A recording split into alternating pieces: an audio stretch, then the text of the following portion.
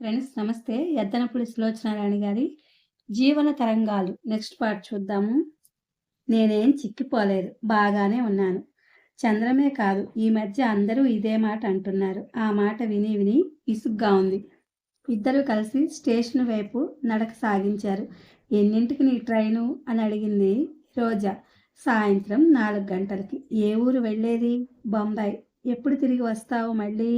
చెప్పలేను. రోజా హతాశురాలైనట్టు చూసింది. చంద్రం వెళ్ళి ప్లాట్ఫామ్ టికెట్ కొని తెచ్చాడు. 12 గంటలకి ఇక్కడికి లోకల్ ట్రైన్ ఒకటి వస్తుంది. అందులో ఒక మనిషి వస్తాడు. అతన్ని కలుసుకున్న తర్వాత మనం ఎక్కడికైనా వెళదాం. అంతవరకు ఇక్కడ తిరుగుదాం కాసేపు. ఇద్దరూ లోపలికొచ్చి నడవసాగారు. రోజా హఠాత్తుగా అడిగింది. చందు, నువ్వెళ్ళే ముందు నా కోరిక ఒకటుంది. తీర్చాలి. చెప్పు. ఏమిటది? నిన్ను ఒక వ్యక్తి దగ్గరికి తీసుకువెడతాను. ఆయన నిన్ను చూడాలని తహతహలాడుతున్నారు. ఎవరా పెద్ద మనిషి? రోజా ఉత్సాహంగా జరిగిందంతా చెప్పింది. నడుస్తున్న చంద్రం చటుక్కున ఆగిపోయి రోజా వైపు తిరిగాడు. ఏమిటి? నువ్వు ఎవరింట్లోనో పనిచేయడానికే కుదిరావా? పనంటే నిజంగా నేను చేసే పనేం లేదు. ఒట్టి అజమాయిషీ మాత్రమే. నాకేం కష్టం లేదు. చంద్రం అనుమానంగా చూశాడు. రోజా పనేమో లేదంటున్నావు. వాళ్ళు నిన్ను ఆప్యాయంగా చూస్తారంటున్నావు. నెలకి 200 రూపాయలు ఇస్తున్నారంటున్నావు. ఇదేం బాగాలేదు. నాకేమిటోగా ఉంది. అందుకే నిన్ను ఆయన్ని కలిసి మాట్లాడమంటున్నాను.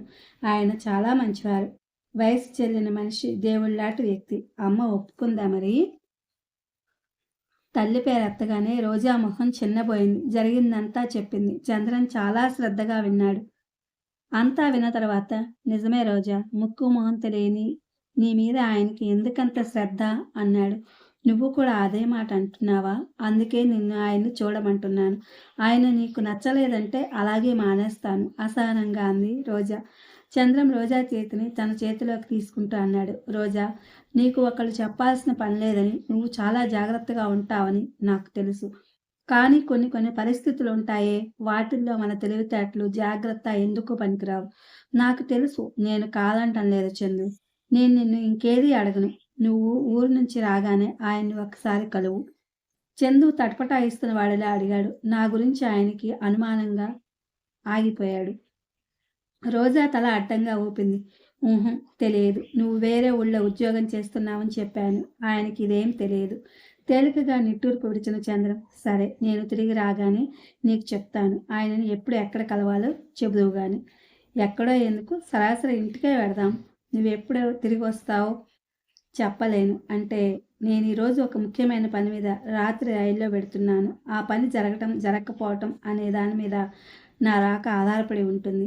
ఏమిటా పని? రోజా అనుమానంగా అడిగింది. చంద్రన్ నవ్వాడు. తమాషాకి విరక్తిగా నిర్లక్ష్యంగా ఉందా నవ్వు? రేపు నీకే తెలుస్తుందిలే. అంటే ఏం లేదు. అదిగో ట్రైన్ వస్తోంది రాజా. నువ్విక్కడ నిలబడవద్దు. దూరంగా వెళ్ళు. అదిగో ఆ పుస్తకాల షాపు దగ్గరికెళ్ళి ఏవైనా పుస్తకాలు కొనుక్కో. నేను ఈ ట్రైన్లో నుంచి దిగుతున్న ఒక మనిషిని కలవాలి. నువ్వు నా వైపు కూడా చూడొద్దు. నేను అతనితో పనైన తర్వాత నీ దగ్గరికి వస్తాను. వెళ్ళు. చంద్రన్ కళ్ళల్లోకి హఠాత్తుగా ఒక విధమైన చురుకుదనం వచ్చింది. కంఠంలో ఇప్పటివరకు ప్రతిధ్వనిస్తున్న మృదుత్వం మాయమైంది. రోజా మాట్లాడడానికి అవకాశం లేకుండా రోజాకి దూరంగా వెళ్ళి అక్కడ నిలబడి వస్తున్న ట్రైన్ వైపు చూడసాగాడు. రోజా పుస్తకాల షాప్ దగ్గరికెళ్ళి బుక్స్ చూస్తూ నిలబడింది. ట్రైన్ వచ్చి ఆగింది. లోకల్ ట్రైన్ కావటం వల్ల అట్టే జనం లేరు. పత్రిక ఒకటి తీసుకుని చూస్తూ యథాలాపంగా తలెత్తినట్టుగా రోజా చంద్రం వైపు చూడసాగింది. ట్రైన్ నుంచి గళ్ళలుంగితో, కోరమీసంతో, మాసిన గడ్డంతో భీకరాకారంగా ఉన్న మనిషి ఒకతను దిగాడు. అతను చంద్రాన్ని చూసి చూడగానే వచ్చి పాదాలకు నమస్కరించబోయాడు. చంద్రం అతన్ని శాంతం వంగనీయకుండానే భుజాలు పట్టి పైకి లేవతీశాడు. అతనేదో అంటున్నాడు. చంద్రం ఏదో చెప్తున్నాడు. ఇద్దరు నవ్వుకున్నారు. ఇద్దరు ఆ తర్వాత కలిసి మాట్లాడుకుంటూ ముందుకు నడవసాగారు. చంద్రం పొరపాటుగా కూడా వెనక్కి తిరిగి చూడనే లేదు. దాదాపు అరగంట తర్వాత తిరిగి వచ్చాడు చంద్రం. ఎవరతను? రోజా వెంటనే అడిగింది. ఇక వెళదామా అన్నాడు చంద్రం. ఎవరతను అని అడుగుతున్నాను. హుష్, నెమ్మదిగా. ఏమిటా అరుపు? నాకు తెలిసిన అతను కసిరినట్టుగా అన్నాడు చంద్రం. రోజా మాట్లాడలేదు. ఇంతసేపటి నుంచి చంద్రాన్ని చూసిన ఆనందం ఆవిరిలా అంతమైంది. దాని స్థానంలో మళ్ళీ భయం, అనుమానం, ఎన్నెన్నో రాకూడని ఊహలు రాసాగాయి. నాకు ఆకలేస్తోంది. నువ్వు భోంచేశావా అన్నాడు చంద్రం. చేశాను అన్నట్టు తలూపింది. ఇద్దరం కలిసి తిందాం. ఎన్నాళ్ళయిందే రోజా మనం కలిసి తిని నవ్వుతూ అన్నాడు. ఆ నవ్వు వెనుక తొంగి చూస్తున్న విషాదం రోజా మనసు గ్రహించలేకపోలేదు. ఇద్దరూ బయటకొచ్చారు. చంద్రం టాక్సీని పిలిచాడు. ఇంతసేపటి నుంచి అతనితో కలిసి ఉన్న రోజా ఒకటి బాగా గమనించింది. చంద్రం హుషారుగా మామూలుగా అందరిలా ఉన్నా అతని కళ్ళు పోలీసుల్ని ఎక్కడైనా చూడగానే జాగ్రత్తగా, అనుమానంగా, చురుగ్గా పరీక్షిస్తున్నాయి. చుట్టుప్రక్కల వ్యక్తుల్లో కూడా ఏదో వెతుకుతున్నట్లుగానే ఉన్నాయి. రోజా, చంద్రం ఎక్కిన టాక్సీ సందులు గొంతులు తిరిగి ఒక పాత ఉడిపి హోటల్ ముందుకొచ్చి ఆగింది. ఇద్దరూ లోపలికొచ్చారు. హోటల్‌కి రాబడి సరిగ్గా లేనట్టుంది. ఫర్నిచర్ అది కూడా సరిగ్గా లేదు. రష్ అసలే లేదు. హోటల్ ప్రొప్రైటర్ దగ్గర నుంచి బాయ్స్ వరకు అందరూ చంద్రాన్ని చూడగానే బాగా పరిచయం ఉన్నట్టు విష్ చేశారు. చంద్రం ఫ్యామిలీ రూమ్‌లో రోజాని తీసుకెళ్ళాడు. ఆ రూమ్‌లో అడుగుపెట్టిన రోజా క్షణంసేపు తెల్లబోయింది. ఈ ఒక్క గదిలో మాత్రం కుర్చీలవి నీట్‌గా ఉన్నాయి. చాలా శుభ్రంగా ఉంది. నేను పని ఏం లేనప్పుడు సాధారణంగా ఎక్కువగా ఇక్కడ గడుపుతూ ఉంటాను అన్నాడు. ఆ ప్రొప్రైటర్‌కి నువ్వెవరో తెలుసా? ఆదుర్దాగా అడిగింది.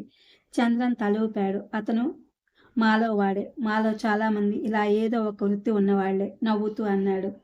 రోజాకి ముళ్ళ మీద కూర్చున్నట్టుగా ఉంది. సర్వర్ భోజనం తెచ్చి వడ్డించాడు. నాకు ఆకలి లేదు. నేను తినను. మొండిగా తిరస్కరించింది రోజా. చంద్రం భోజనం చేస్తుండగా దిగులుగా అంది రోజా. చందు, ఏ జన్మలో ఏ పాపం చేశామో ఈరోజు ఇలా ఒకరికి ఒకరం కాకుండా అయిపోతున్నాం. కనీసం ఇది గుర్తుపెట్టుకుని అయినా ఈ జన్మలో ఎవరికి ఎలాంటి అన్యాయం చేయొద్దు మనం. చంద్రం 2 చేతులు చాచి వారిస్తున్నట్టుగా రోజా, నా తల్లి, ఈ ఒక్క క్షణం నీతో ఆనందంగా ఉండని. నన్ను నీ లెక్చర్లతో చంపి ప్రాణంతో అడుగు ప్లీజ్ అన్నాడు. లెక్చర్ల? నీ అంత మూర్ఖుడు ప్రపంచంలో లేడు. నువ్వు అసలు గట్టిగా చెప్పేవాళ్ళు లేక ఇలా అయిపోయావు. నువ్వు రోజు ఊరు వెళ్లకుండా మానేస్తే ఏమవుతుంది? నువ్వు ఈరోజు ఊరు వెళ్లకుండా మానేస్తే ఏమవుతుంది? చంద్రం మెడ మీద వేలు చాచి సఫా అన్నట్టు చూపించాడు. రోజా ఎర్రబడిన ముఖంతో ఆందోళనతో తమ్ముడి వైపు చూడసాగింది. నిజమేనా? నిజంగానే. వాళ్ళు మాకు పురమాయించిన పనులు మేం గట్టిగా చేయాలని ప్రయత్నించి చేయలేకపోయామేమో, లేక బద్ధకం వేసి నిర్లక్ష్యంగా చేయడం, అశ్రద్ధ చేశామో వాళ్ళకి తెలిసిపోతుంది. దాన్ని బట్టి ఉంటుంది మాకు శిక్ష. శిక్ష అంటే? వదిలేయమన్నానుగా ఆ సంగతులు. అమ్మని గురించి చెప్పు. నన్ను ఎప్పుడైనా గుర్తు చేసుకుంటుందా?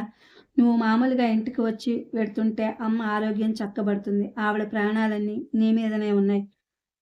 మీరు ఆ ఇల్లు మారండే రోజా. నేనెప్పుడైనా ఇంటికి రావచ్చు. మన వీధి మొదట్లో ఉన్న డీఎస్పీ నాకో పెద్ద గండం. పొరపాటుగా ఆయన కంట పడ్డానా అయిందే నా పని.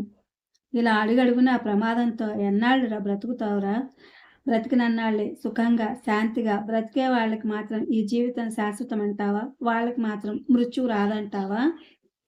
నీకు నేను జవాబు చెప్పలేను చందు. నువ్వు ఊరు నుంచి రాగానే నేను చెప్పిన ఆయన్ని కలవాలి. కలుస్తాను. నా కోసం కాదు, నీ కోసం. నువ్వు చెప్పినంత మంచి ఆయనలో ఉందో లేదో చూడటానికైనా వస్తాను. నిజంగా? ఒట్టు. చేయి జాస్తూ సంతోషంగా అంది. ఒట్టు. చంద్రం ఒట్టు వేశాడు. రోజా, నువ్వు సుఖంగా, నిశ్చింతగా మిగతా అందరి ఆడపిల్లల్లా హాయిగా జీవితం గడపాలి. అది నా ఆకాంక్ష. నా జీవితంలో నీది కూడా ఎగుడు దిగుడు కాకుండా జాగ్రత్త పడాల్సిన బాధ్యత నా మీద ఉంది.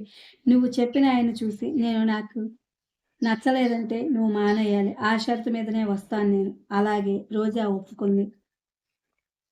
రోజా ఇంటికి వచ్చేసరికి ఇంటి ముందు వేణుగోపాలరావు గారి కారు ఆగి ఉంది. లోపల రాధ కూర్చుని ఉంది. మీరు రాలేదని అయ్యగారు కంగారు పడుతున్నారు. ఎందుకు రాలేదో కనుక్కుని రమ్మనమని పంపించారు అన్నాడు డ్రైవర్. కొద్దిగా పనుండి వెళ్ళాను. ఇప్పుడే వస్తానుండు అంటూ లోపలికెళ్ళింది రోజా. ఎక్కడికెళ్ళావే రోజా? వీళ్ళు వచ్చి గంట పైగా అయింది అంది సుందరమ్మ. బ్యాంకుకి వెళ్ళాను అత్తయ్య. రా రాధా, వెళదాం అంది రోజా. పిల్ల ముత్యంలా ఉంది. పాపం నోట మాట లేకుండా చేసి అన్యాయం చేశాడు దేవుడు అంది సుందరమ్మ సానుభూతిగా. రోజా వచ్చేసరికి వేణుగోపాలరావు గారు వాకిట్లోనే ఎదురయ్యారు. ఎందుకమ్మా రావటం ఆలస్యం చేశావు? ఏమైంది? అన్నారు ఎదురొస్తూ. కొద్దిగా పనుండి ఆలస్యమైంది. ఇంకెప్పుడు అలా చేయకు. ఎన్నెన్ని ఊహలు వద్దన్నా వచ్చి భయపెడతాయో తెలుసా? మీ అమ్మకి ఎలా ఉంది? కులాసాగానే ఉంది. ఆయన దీర్ఘంగా నిట్టూర్పు విడిచారు. ఈసారి ఎప్పుడైనా నీకు పనుంటే ముందుగా నాకు చెప్పు రోజా అంటూ కుర్చీలో కూలబడినట్టుగా కూర్చున్నారు. ఆయన ముఖం కూడా చెమటలు పట్టి ఉన్నాయి. అలాగేనన్నట్టు తల ఊపింది. మర్నాడు మధ్యాహ్నం వేణుగోపాలరావు గారు భోంచేసి పడుకుని అప్పుడే నిద్ర లేచారు. రోజా ఆయనకి హార్లిక్స్ కలిపి తీసుకెళ్లి ఇచ్చింది. కళ్ళజోడు పెట్టుకుని పేపర్ చూస్తున్న ఆయన రోజాని చూడగానే, "రోజా చూసావా? ఇది రాత్రి బొంబాయి వెళ్ళే ట్రైన్‌లో ఫస్ట్ క్లాస్ కంపార్ట్మెంట్‌లో భార్యాభర్తల్ని గాయపరిచి నగలు, డబ్బు అన్నీ దోచేశారట. ఎవరు చేశారో, ఎలా చేశారో ఏమాత్రం ఆచూకీ తెలియలేదట. పోలీసులు ఎంక్వైరీ చేస్తున్నారట" అన్నారు. రోజా గుండెలు జల్లుమన్నాయి. రాత్రి ట్రైన్‌లోనా? బొంబాయి వెళ్ళేదా? చందు వెళ్ళింది ఆ రైల్లోనే. హార్లిక్స్ కప్పు ఆయన చేతికి అందించి ఆ పేపర్ తీసుకుని సరాసరి రాధ గదిలోకొచ్చింది రోజా. కాళ్ళు వణుకుతుండగా అలాగే నిలబడి పేపర్‌లో ఉన్న ఆ వార్తని మొదటి నుంచి చివరి వరకు ఒకటికి 2 సార్లు చదివింది. "ఏమిటి నీకు పని?" అని అడిగినప్పుడు "రేపటికి నీకే తెలుస్తుంది" అన్న చంద్రన్ జవాబు చెవుల్లో గింగురుమంది. తనకి అప్పుడే అనుమానం వేసింది. కానీ ఇలాంటి ఘోర వార్త అనుకోలేదు. భగవాన్! ఎలా వాడిని ఈ పాపపు పంకిలం నుంచి బయటకు లాగడం? రోజా చాలాసేపు మతిపోయిన దానిలా ఆ పేపర్‌లోకి చూస్తుండిపోయింది. ఈ ప్రపంచంలో ఎందరో ఎన్నెన్నో కారణాల చేత జీవితాలు వక్రమార్గం పట్టడం జరుగుతోంది. వాళ్ళల్లో చాలామంది ఏ కాస్త చేయూత దొరికినా వెనక్కి తిరిగి రావాలని, బ్రతుకు బాటను చక్కబరుచుకోవాలని తహతహలాడతారు. ఆ అవకాశం దొరక్కపోవటం అనేది వాళ్ళ దురదృష్టాల మీద ఆధారపడి ఉంటుందేమో. చందు బొంబాయి నుంచి ఎప్పుడు తిరిగి వస్తాడో, సరిగ్గా ఎందుకు చెప్పలేకపోయాడో రోజాకిప్పుడు అర్థం కాసాగింది. ఎంత పొరపాటయిపోయింది. తనకి ఏ కాస్త అనుమానం కలిగినా నిన్న ఆ రైల్లో అతన్ని వెళ్ళనిచ్చేది కాదు. ఏదో విధంగా అడ్డుపడేది. వాడిని ఎలాగైనా మంచి మార్గానికి మళ్లించాలి. అది సాధ్యమైనంత త్వరలో జరగాలి. లేకపోతే తన జీవితం, తన తెలివితేటలు అన్నీ వృధా. రోజాకి చందు క్షేమం గురించి భయంతో, శంకతో గుండెల నిండా దిగులు పేరుకోసాగింది. ఇది ఫ్రెండ్స్, యద్దనపూడి సులోచనారాయణ గారి జీవన తరంగాలు. Thank you for watching.